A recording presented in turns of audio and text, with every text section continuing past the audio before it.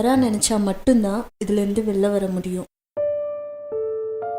அவன் தப்பான முடிவு எடுத்துட மாட்டானே, எனக்கு ரொம்ப பயமாக இருக்குது மேடம். இந்த மாதிரி இருக்கிற பேஷண்ட்ஸ்க்கு தற்கொலை பண்ணிக்கிறது தப்புன்னு அவங்களுக்கே தெரியும். ஸோ அதனால் இதில் பயப்படுறதுக்கு எதுவுமே இல்லை. என் பையனுக்கு யார் செய்வனை வச்சாலே தெரியலையே, இப்படி ஆகி போயிடுச்சே.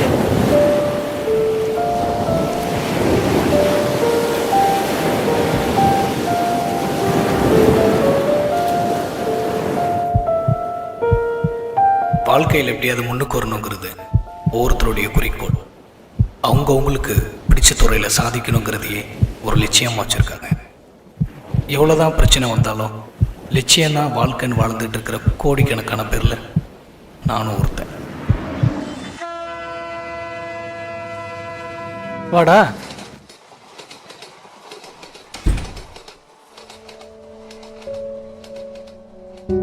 நீ பண்ணுறது ஒன்றும் சரி கிடையாது. உன்னையும் ஒழுங்காக பார்க்க மாட்டேங்க, வேலையும் ஒழுங்காக பார்க்க மாட்டேங்க. உனக்கு சினிமா தான் முக்கியம்னு தோணுச்சுன்னு வையன், இங்கே இருக்காது, சென்னை கிளம்பி போ. அங்கே 4 சினிமாக்காரங்களை பாரு, அவங்களோட பழகு. சினிமானா முதல்ல என்ன நீ தெரிஞ்சுக்கோ. சும்மா இங்கே இருந்துக்கிட்டு ஷார்ட் ஃபிலிம் பண்ணிக்கிட்டு அதை ரிலீஸ் பண்ணிக்கிட்டு அதனால் ஒரு பிரயோஜனம் கிடையாது. இதெல்லாம் நான் சொல்லி தான் உனக்கு தெரியணும்னு அவசியம் இல்லை. உன் வாழ்க்கை நீ பார்த்துக்க.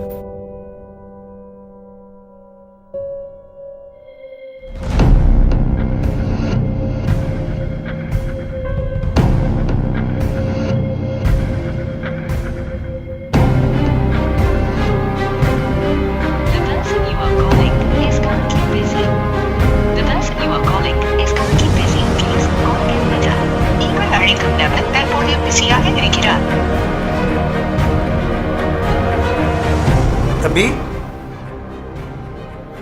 என்னப்பா? எங்கேயோ ஊருக்கு போகணும்னு சொன்னப்பா. ஆமாப்பா, கிளம்பணும். மதியானத்துக்கு மேலே தான் கிளம்பணும். செலவுக்கு ரூபா வச்சிருக்கியா? இந்தப்பா. சரிப்பா. சரி, போதும்ப்பா. பார்த்துப்பா, பார்த்து பத்திரமா போயிட்டு. சரிப்பா. வரட்டுமா? சரிப்பா.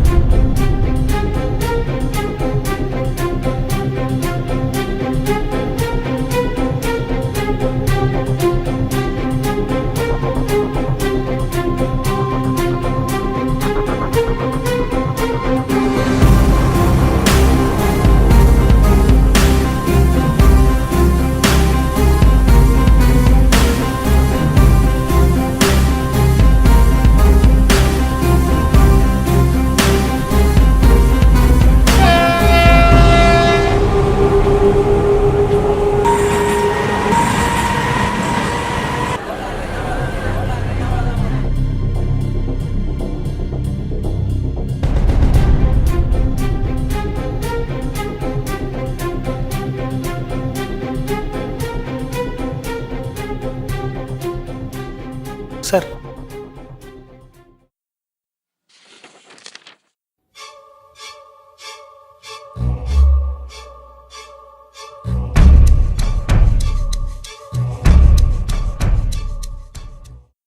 உன் வயசு என்ன? 26 சார். 26 வயசில் உனக்கு என்ன மெச்சூரிட்டி இருக்கும்? ஷூட்டிங்கில் ஒரு யூனிட்டில் ஒரு நாளைக்கு எத்தனை பேர் வேலை பார்ப்பாங்கன்னு தெரியுமா? குறைஞ்சது 150 பேர் வேலை பார்ப்பான். அத்தனை பேரும் நீ எப்படி சமாளிப்ப? இல்லை சார், நான் வேலைன்னு வந்துட்டு நான் பண்ணிடுவேன் சார். சமாளிச்சிருவேன்னு சொல்லிட்டு நீ போயிடுவ. உன் ஊர் என்ன பேருன்னு கூட எனக்கு தெரியாது. உன்னை நம்பி நான் கோடிக்கணக்கில் ரூபா போடணும். அப்படி சொல்ல வரல சார், எனக்கு ஒரு வாய்ப்பு கொடுங்கன்னு தான் நான் கேட்குறேன். சும்மா யார்கிட்டயாவது கான்டாக்ட் நம்பர் வாங்கிட்டு கதை சொல்கிறேன்னு கிளம்பி வந்துட வேண்டியது. என்னமோ 10 படம் பண்ண பெரிய டேரக்டர் மாதிரி. போங்க தம்பி, போய் யார்கிட்டயாவது ஒரு அசிஸ்டன்ட் சேர்ந்து ஒரு 4 படம் பண்ணுங்க. அப்போ தான் சினிமாவோட கஷ்டம்னா என்னென்னு தெரியும். சும்மா நினச்ச உடனே எல்லாம் மேலே வந்துட முடியாது தம்பி. கிளம்புங்க. அந்த நிமிஷம் என் வாழ்க்கையில் நான் பெருசாக எதையோ இழந்த மாதிரி தோணுச்சு. திரும்ப ஊருக்கே போயிடலான்னு முடிவெடுத்தேன். ஆனால் எனக்கு இன்னொரு வாய்ப்பு கிடைச்சிது. சார் வணக்கம். வாங்க வாங்க. கணேஷ் சார் உங்களை பார்க்க சொன்னாங்க. ஓ சரி சரி சரி. வேறு ஏதாவது ஃபிலிமில் தான் ஒர்க் பண்ணியிருக்கீங்களா? இல்லை சார், ஒரு 3 ஷார்ட் ஃபிலிம் பண்ணியிருக்கேன் சார். ஓ சரி, நான் இப்போ என்ன பண்ணணும் உங்களுக்கு? அதான் ஒரு கதை சொல்லலான்னு வந்திருக்கேன் சார். சரி சொல்லுங்கள் சார்.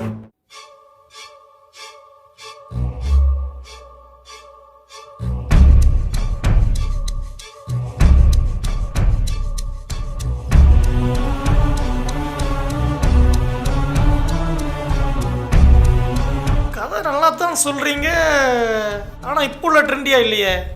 இல்லை சார், நான் இப்போ உள்ள ட்ரெண்டியாக தான் கதை ரெடி பண்ணியிருக்கேன் சார். என்னையா நீ சொல்கிறதா எல்லா படத்தையும் வரதானே செய்யுது. புதுசாக ஏதோ ஒன்று ட்ரை பண்ண வேண்டியதானே. இது மக்களுக்கு பிடிக்கும் சார். நீங்கள் டேரக்டரு, அது உங்கள் லைஃபு, அதனால் வந்து அதை நீங்கள் பார்ப்பீங்க. எனக்கு என்ன அப்படின்னு நான் போட்ட படத்தை முதல்ல எடுத்தவன். இப்போ கூட ஏதோ அந்த ஐஏஎம்க்கு ஒரு படம் வந்துச்சுலப்பா, அதே மாதிரி புதுசு புதுசாக தான் சொல்லுங்க, யோசித்து முடிவு பண்ணுங்க, பார்த்துக்கலாம்.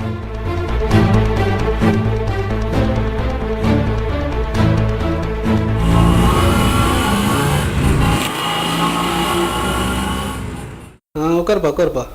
சார், குமார் ஃபோன் பண்ணியிருந்தாங்க சார். சரி. சொல்லுப்பா. படம் விஷயமா கதை சொல்லலாம்னு கேட்டிருந்தேன்.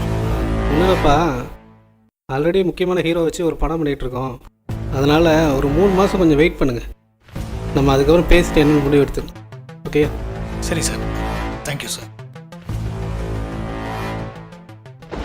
எனக்கு வாய்ப்பு கொடுக்க யாரும் தயாராக இல்லை, உதவி பண்ணுறதுக்கும் யாரும் முன் வரல.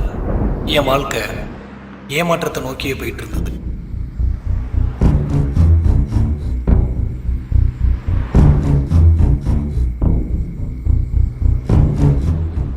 எல்லாரும் பண்ணுற மாதிரி தானே நானும் பண்ணுறேன்.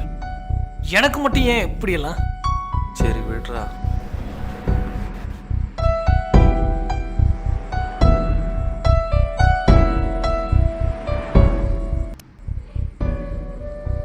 கதை சொல்கிறதுல தப்பா, இல்லை நான் நடந்துக்கிற விதத்தில் எதுவும் தப்பா, இல்லை எதில் தப்புன்னு எனக்கு என்ன ஏதுன்னு எதுவும் புரியலடா. சரி விடு மச்சான், இது இல்லைன்னா இன்னொன்று. ஆனால் எனக்கு ஒன்று மட்டும் நல்லா தெரியுதுடா, ஒரு படைப்பாளையில எல்லாரையும் திருப்திப்படுத்தவே முடியாது. அது எனக்கு நல்லா தெரியும்.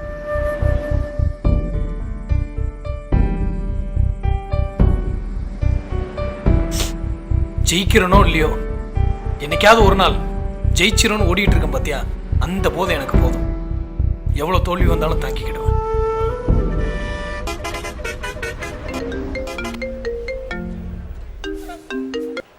சொல்லுங்க முத்தண்ணே. தம்பி, நம்ம திருச்சியில் வந்து நமக்கு வேண்டியவங்க மியூசிக் டைரக்டர் இருக்காங்க. சரிண்ணே. உன்னை பற்றி பேசியிருக்கேன், நீ நேரில் போய் பாரு, வாய்ப்பு இருந்தால் பயன்படுத்தி. பார்க்குறேண்ணே, கண்டிப்பாண்ணே.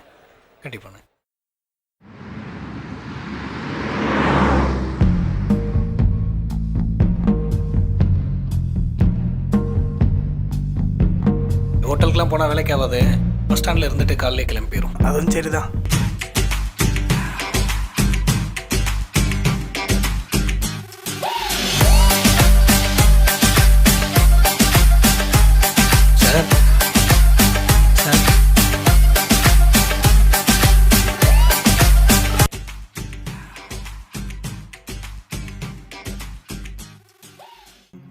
சார், முத்தண்ணன் கூப்பிட்டாரு. உட்காருப்பா. உங்ககிட்ட ஒரு ஸ்டோரி சொல்லி அப்ரோச் பண்ணலான்னு வந்தேன் சார். அதாவது இப்போ சாங்கெல்லாம் கொஞ்சம் பிஸியாக போய்ட்டுருக்குது.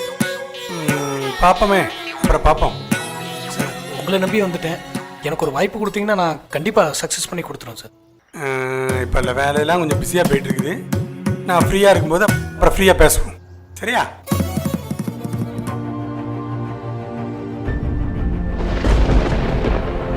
எனக்கு மட்டும் என்னவோ என் வாழ்க்கை அடுத்த கட்டத்துக்கு போகாமே இருந்தது.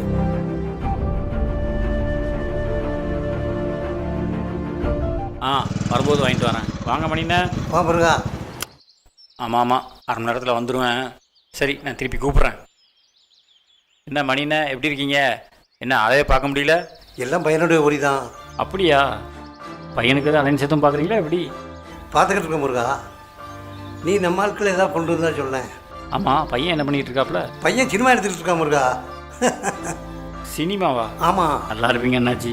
பொண்ணு வீட்டுக்காரங்க கேட்டால் அந்த வார்த்தையை சொல்லிடாதீங்க என்னாச்சு. ஏன் முருகா? சினிமா பார்க்குறதே தப்புன்னு சொல்லிட்டு இருக்கிற காலத்தில் உங்கள் பையன் சினிமா எடுத்தான்னு வைங்க, ₹1 பொண்ணு கொடுக்க மாட்டான்.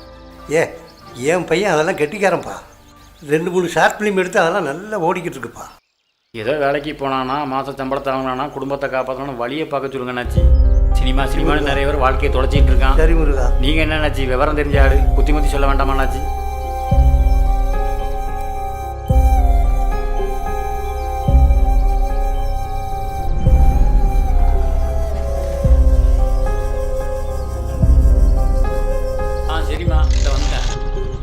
சரி முருகா, வரட்டுமா? சரி பார்ப்பான்.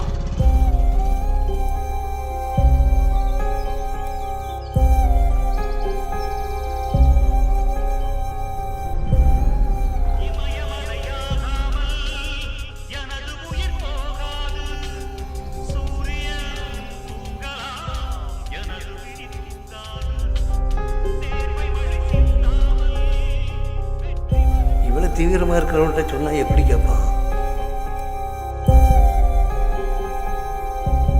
சிறந்த இயக்குனருக்கான விருதை வாங்குறதுல எனக்கு ரொம்ப பெருமையாக இருக்கு.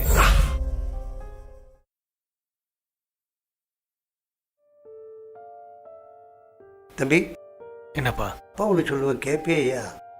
சொல்லுப்பா. இந்த சினிமா நம்மளுக்கு வேண்டாம்ப்பா. அப்பா சொன்னா கேளியா?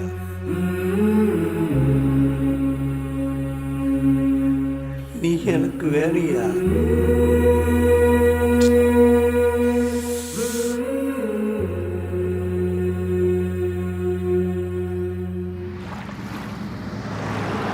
என்னோட லட்சியத்தையும் விட முடியல, எங்கள் அப்பா பேச்சையும் மீற முடியல.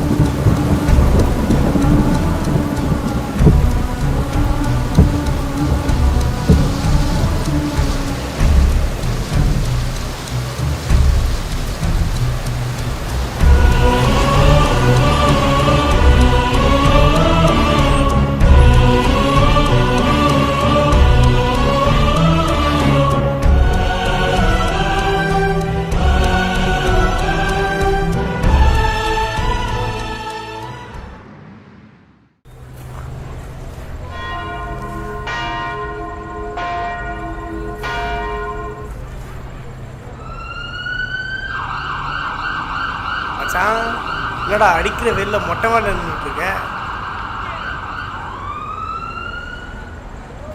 என்ன பண்ணாலும் ஏதாவது ஒரு குறை சொல்லிக்கிட்டே இருக்காங்க. பார்த்துக்கலாம்டா. ஒரு கத்தி எடுத்து கர கர கர கர கர கரன்னு அறுத்துட்டு செத்துடலான்னு இருக்கு மச்சான். என்ன சொல்றாங்க சொல்றா?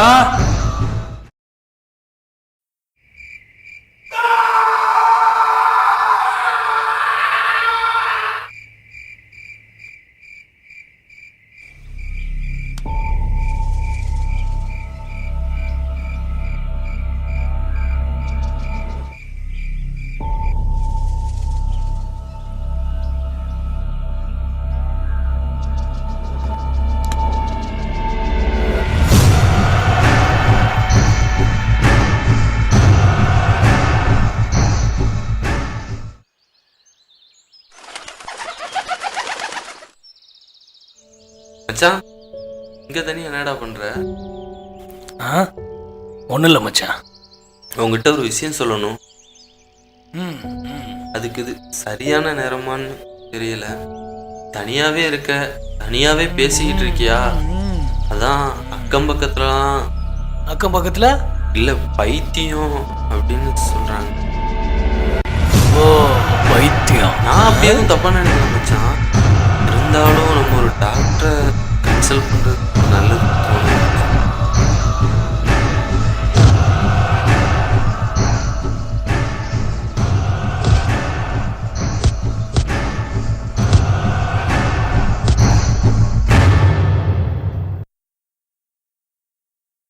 ஸோ நீங்கள் கவலைப்படாதீங்க, தைரியமாக போங்க, உங்கள் பையனை நிச்சயமாக காப்பாற்றிடலாம்.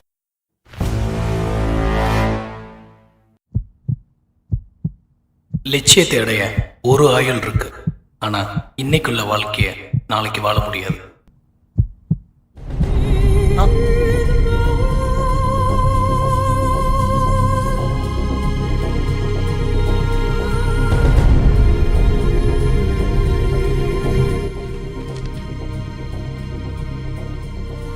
ஓகே, அப்பா சொன்னார்ப்பா, உடம்பு எப்படி இருக்கு இப்போ? இப்போ நல்லா இருக்கு சார். நான் உனக்கு பெரிய அளவுக்கு ஒன்றும் வேலை கொடுக்கல, சின்ன ஆஃபீஸ் ஒர்க்கு தான். உனக்கு இந்த வேலை பிடிச்சிருக்கா இல்லையா? பிடிச்சிருக்கு சார். மற்ற விஷயம்லாம் மேடம் சொல்லுவாங்க. வேறு எதுவும் சொல்லணுமாப்பா? நான் ஒரு கதை சொல்லவா சார்?